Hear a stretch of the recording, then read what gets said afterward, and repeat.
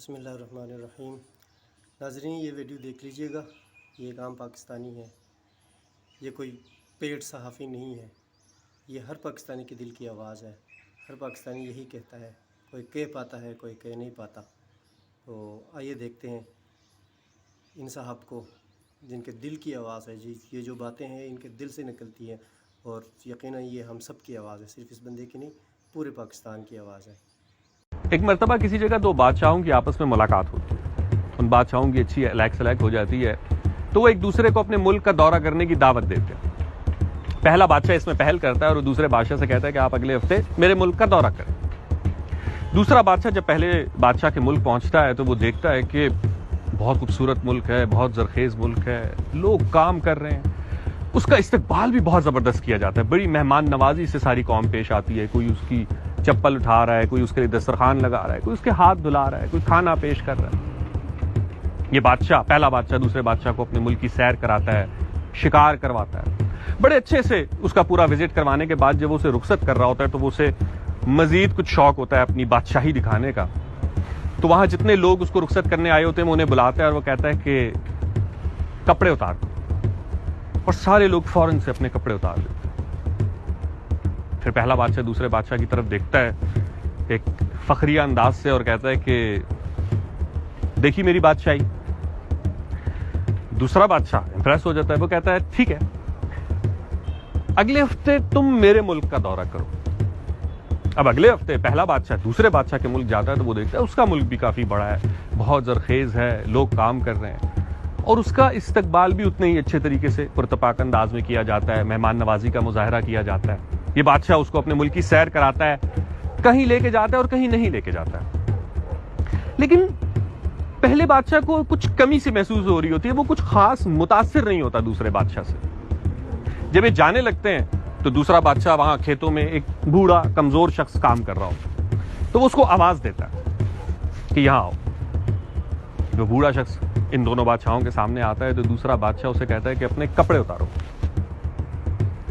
وہ کمزور شخص یہ سنتے ہی بندوق اٹھا لیتا ہے اپنے ہی بادشاہ پہ، اور اسے کہتا ہے کہ تم میرے بادشاہ اس لیے ہو کیونکہ تم میری جان، میری مال، میری عزت کے محافظ ہو، اور اگر تم میری جان، مال اور عزت پہ حملہ کرو گے تو میں تمہیں بھی نہیں چھوڑوں گا۔ میں تمہیں بادشاہ مانتا ہی اس لیے ہوں کیونکہ تم محافظ ہو۔ دوسرا بادشاہ پہلے بادشاہ کی طرف اشارہ کرتا ہے اور کہتا ہے دیکھی میری بادشاہی۔ تو بڑا مایوس ہوتا ہے، وہ کہتا ہے کیا بادشاہی، تمہارے اوپر تمہاری رعایا کے ایک کمزور شخص نے بندوق نکال لی اور تم کہہ رہے ہو کیسے دیکھی میری بادشاہی۔ تو پھر دوسرا بادشاہ اس پہلے بادشاہ کو کہتا ہے کہ تم جن پہ راج کرتے ہو وہ بیچارے بھوکے، مجبور، مفلس لوگ ہیں، اور میں جن پہ راج کرتا ہوں وہ خود راج کرنے کے اہل ہیں۔ یہ فرق ہے تم میں اور مجھ میں، جا کے دیکھو کہ تم کن پہ راج کر رہے ہو اور میں کن پہ راج کر رہا ہوں۔ ہمیں آئے دن ٹی وی سے، اخبارات سے، سوشل میڈیا سے، ٹویٹر سے پتہ چلتا رہتا ہے کہ پاکستان کے سارے مسائل کی وجہ یہ قوم ہے، اس خطے میں بسنے والے عوام ہیں۔ عوام جاہل ہے، عوام انتہا پسند ہے، عوام کو کچھ پتہ ہی نہیں، اور کوئی یہ نہیں بات کرتا کہ صدیوں سے اس خطے میں بسنے والے لوگوں کے فیصلوں کا اختیار کیا یہاں کے لوگوں کے ہاتھ میں ہی ہے۔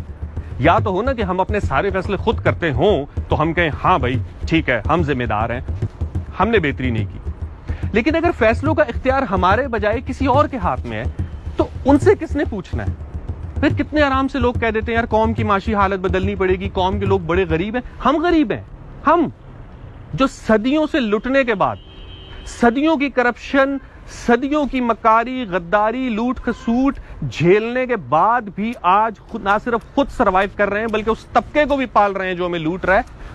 ہم غریب ہیں، ہماری غریبی میں، ہماری غربت میں ہمارا قصور ہے۔ جوڈیشری کے لوگ، لائر کمیونٹی کے لوگ بڑے آرام سے باہر آ کے کہتے ہیں کہ یار انصاف نہیں مل رہا، سسٹم انصاف نہیں ہونے دے رہا۔ تو بھیا آپ کی ذمہ داری تھی نا انصاف دینا، اور اگر آپ سسٹم میں بیٹھ کے عوام کے لیے کام نہیں کر سکتے، مان لیا جوڈیشری میں رہ کے آپ کو بہت سارے مسائل ہیں کہ آپ انصاف نہیں دے پا رہے، تو چھوڑ دیں، آپ 30-30 سال کی نوکری کیوں کر رہے ہیں, تنخواہ کیوں لے رہے ہیں, پینشن کیوں لے رہے ہیں, وہ ساری پرکس اینڈ پریویلیجز, وہ رسپیکٹ, وہ احترام کیوں سمیٹ رہے ہیں, جبکہ آپ وہ کام ہی نہیں کر رہے جو آپ کے ذمہ ہے. یہ تو آپ کو انصاف دلانے کے لیے آپ کو یہ سب چیزیں دی جا رہی ہے نا. جب آپ انصاف ہی نہیں دے رہے تو آپ اس چیز کے حقدار ہی نہیں ہیں, آپ چھوڑ دیں نا. سب کو پتا ہے کہ اس ملک میں لوگوں کے مسائل کی اصل وجہ سسٹم ہے, تو سسٹم کے کچھ لوگ متاثرہ ہیں اور کچھ لوگ بینیفیشری, اکثریت بلکہ متاثرہ ہے. آپ سسٹم کے بینیفیشری ہو کے سسٹم کے متاثرہ لوگوں کو, وکٹمز کو کہیں گے کہ وہ ذمہ دار ہے اپنی بدحالی کے. ایک آرٹسٹ اٹھتا ہے, وہ بڑے آرام سے اس سے آپ سوال کریں کہ بھئی آپ اچھا کانٹینٹ کیوں نہیں بنا رہے, لوگ یہی دیکھنا چاہتے ہیں. لوگوں کا ٹیسٹ اگر برا ہے تو لوگوں کا ٹیسٹ کس نے بنانا تھا؟ آپ نے. ہمارے علماء و مشائخ چندہ بھی لیتے ہیں, عزت بھی لیتے ہیں, گدیاں بھی سنبھالی ہوئی ہیں, اتنے ان کے پروٹوکولز ہیں, اور یہ تقریروں میں کیا کہتے ہیں, معاشرے میں گناہ پھیل گیا, عوام خدا سے دور ہو گئی ہے, دین سے دور ہو گئی ہے, تو ان کو قریب کس نے لانا تھا؟ آپ نے. سر یہ آپ کی ڈیوٹی تھی, آپ فیل ہوئے. آپ کب اپنی ناکامی تسلیم کریں گے کہ ہم اتنے عرصے تک عہدوں پہ رہنے کے باوجود, تنخواہیں, مرات, عزت, احترام سمیٹنے کے باوجود اپنا کام ٹھیک سے نہیں کر سکے؟ آپ کب آگے بڑھ کے کہیں گے کہ نہیں, قوم کا سر شرم سے نہیں جھک گیا, ہمارا سر شرم سے جھک گیا, کیونکہ سارے فیصلوں کا اختیار تو ہمارے پاس تھا اور ہم ہی ان کے لیے کچھ نہیں کر سکے. اگر آپ نے سسٹم کے بینیفیشری رہنا ہے تو ہمیں نہ آپ کے گیان کی ضرورت نہیں ہے.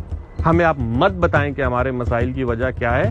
اپنی غلطی تسلیم کریں اور ہر کوئی اپنی کمیونٹی میں سے اس شخص کو ہائی لائٹ کرے کہ ہاں یہ ہے جو غلط کام کر رہا ہے. وہ چاہے صحافی ہے, وہ چاہے ڈاکٹر ہے, وہ چاہے لائر ہے, وہ چاہے مولوی ہے, وہ کوئی بھی ہے.